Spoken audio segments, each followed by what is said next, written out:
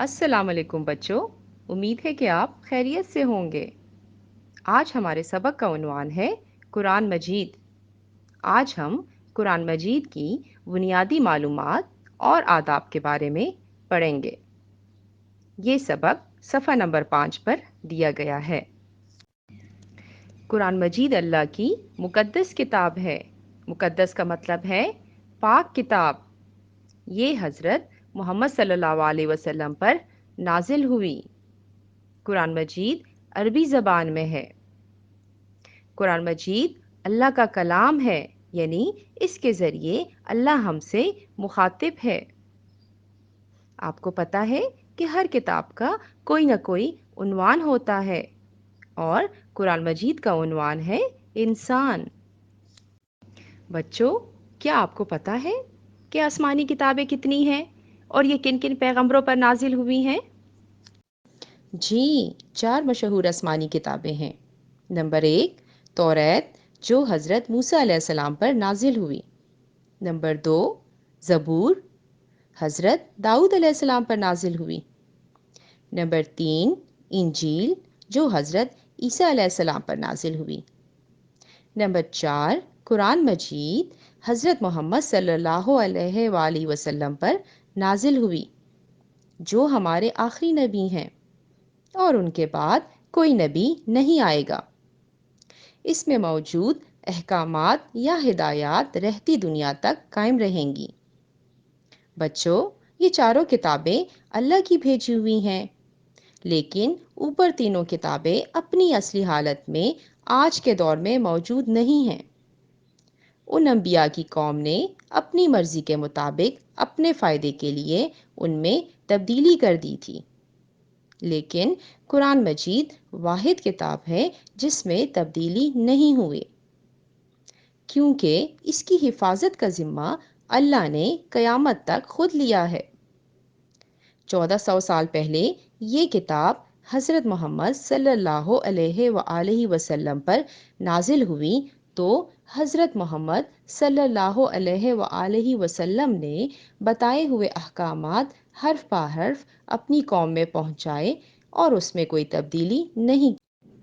قرآن مجید کا نزول آپ صلی اللہ علیہ وآلہ وسلم پر وحی کی شکل میں ہوتا تھا، اور یہ وحی حضرت جبرائیل علیہ السلام لے کر آتے تھے۔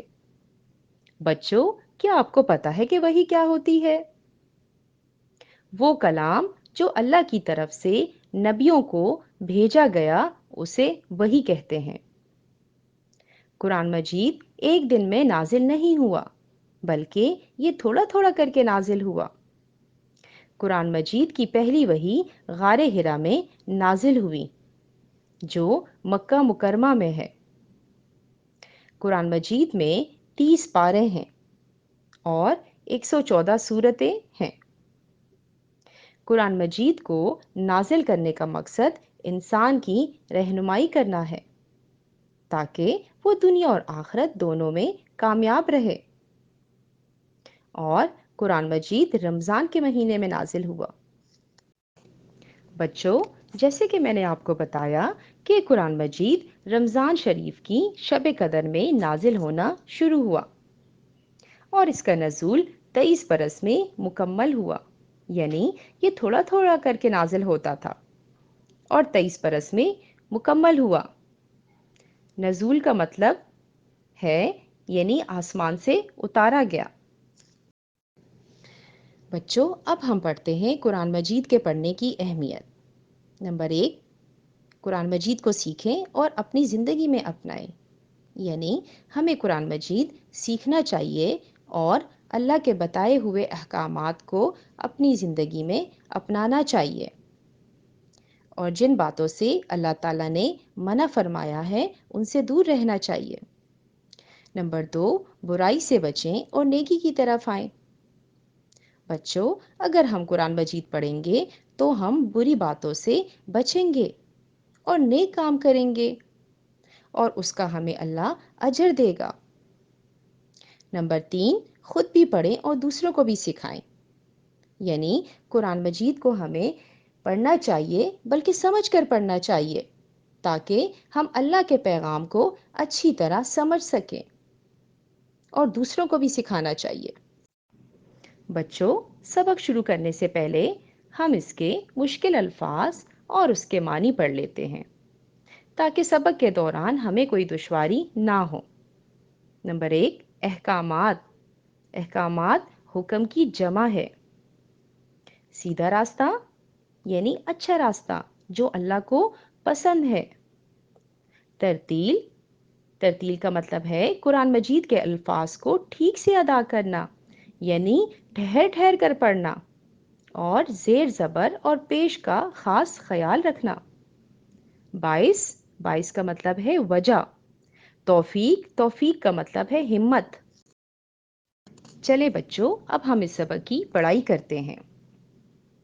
قرآن مجید اللہ تعالیٰ کی طرف سے بھیجی ہوئی کتاب ہے جس میں اللہ تعالیٰ نے اپنے احکامات اپنے بندوں کو سیدھے راستے پر چلنے کے لیے بھیجے ہیں۔ احکامات کیا ہے؟ احکامات کا مطلب ہے حکم کی جمع۔ سیدھا راستہ یعنی وہ راستہ جو اللہ کو پسند ہے۔ اگر ہم اللہ کے بتائے ہوئے راستے پر چلیں گے اور اللہ کے احکامات پر عمل کریں گے تو ہم دنیا اور آخرت دونوں میں کامیاب رہیں گے۔ قرآن مجید رسول کریم صلی اللہ علیہ وسلم پر نازل ہوا۔ قرآن مجید جو ہماری آخری کتاب ہے اور یہ ہمارے آخری نبی حضرت محمد صلی اللہ علیہ وسلم پر نازل ہوا۔ اس کے ذریعے اللہ تعالیٰ نے اپنے دین اسلام کو مکمل کر دیا۔ دین اسلام کو مکمل کر دیا، اس کا کیا مطلب ہے؟ یعنی قرآن مجید میں ہمیں ہر چیز کا علم ملتا ہے، جیسے اخلاقیات، نماز، روزہ، زکوٰۃ، حج اور عدل و انصاف وغیرہ۔ اسی طرح تمام برائیوں سے بچنے کے احکامات بھی ہیں، جیسے جھوٹ، چوری، غیبت، چغلی وغیرہ۔ اس کے بعد کوئی کتاب نازل نہیں ہوگی۔ یہ اللہ تعالیٰ کی آخری اور مکمل کتاب ہے۔ یہ کتاب رمضان شریف کی شب قدر میں نازل ہونا شروع ہوئی اور 23 برس میں مکمل ہو گئی۔ بچوں، جیسے میں نے آپ کو بتایا کہ قرآن مجید تھوڑا تھوڑا کر کے نازل ہوتا تھا اور اس کا نزول 23 برس میں مکمل ہوا۔ اس کی حفاظت اللہ تعالیٰ نے خود اپنے ذمے لی ہے۔ جیسے میں نے آپ کو بتایا کہ اللہ تعالیٰ نے 4 کتابیں بھیجیں، لیکن باقی تینوں کتابیں اپنی اصلی حالت میں آج کے دور میں موجود نہیں ہیں۔ ان انبیاء کی قوم نے اپنی مرضی کے مطابق اپنے فائدے کے لیے ان میں تبدیلی کر دی تھی، لیکن قرآن مجید واحد کتاب ہے جس میں تبدیلی نہیں ہوئی، کیونکہ اس کی حفاظت کا ذمہ اللہ تعالیٰ نے قیامت تک خود لیا ہے، اور اس میں قیامت تک زیر زبر وغیرہ کا کوئی فرق نہیں آئے گا۔ بچوں، اگلے پیراگراف میں ہم قرآن مجید کے آداب کے بارے میں پڑھیں گے۔ قرآن مجید کو وضو کر کے پڑھنا اور ہاتھ لگانا چاہیے۔ بچوں، قرآن مجید اللہ کی کتاب ہے، اس وجہ سے اس کے پڑھنے کے کچھ آداب ہیں۔ قرآن مجید کو وضو کر کے پڑھنا اور ہاتھ لگانا چاہیے، یعنی قرآن مجید پڑھنے سے پہلے ہمیں وضو کرنا چاہیے، اور قرآن مجید شروع کرنے سے پہلے ہمیں تعوذ اور تسمیہ پڑھنا چاہیے۔ تعوذ کا مطلب اعوذ باللہ من الشیطان الرجیم، اور تسمیہ کا مطلب بسم اللہ الرحمن الرحیم۔ اور اگر زبانی پڑھنا ہو تو بغیر وضو کے بھی جائز ہے، لیکن بچوں اگر آپ نے قرآن مجید کو زبانی پڑھنا ہو تو بغیر وضو کے بھی پڑھ سکتے ہیں۔ قرآن مجید کی تلاوت بہت بڑی عبادت ہے، جس سے زبان کے ساتھ ساتھ آنکھ، کان بلکہ سارے جسم کی عبادت ہوتی ہے۔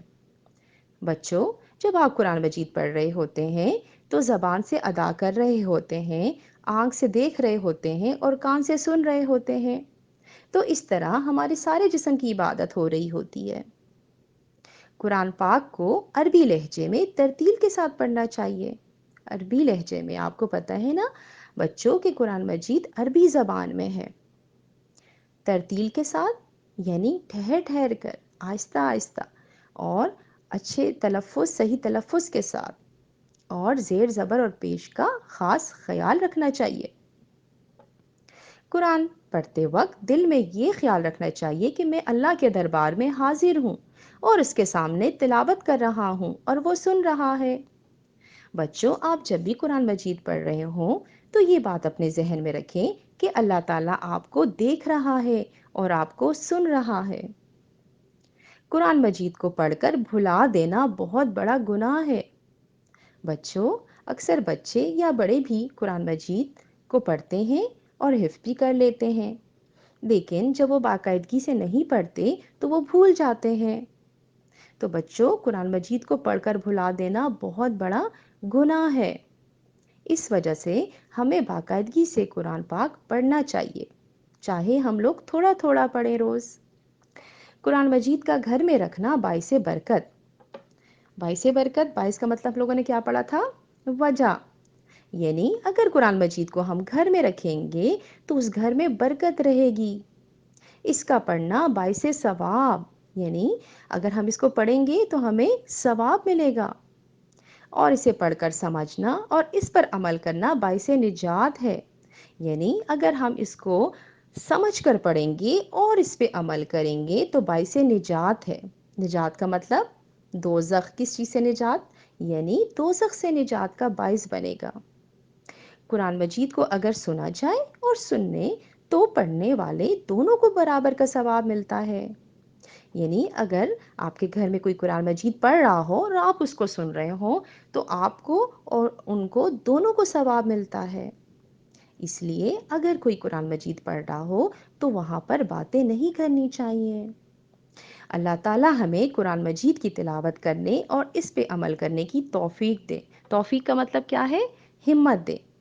یعنی اللہ تعالیٰ ہم سب کو یہ ہمت دے کہ ہم اس کی باقاعدگی سے تلاوت کر سکیں اور اس پہ عمل کر سکیں۔ آمین۔ امید ہے بچوں کہ آپ کو آج کا سبق اچھی طرح سمجھ میں آ گیا ہوگا۔ شکریہ۔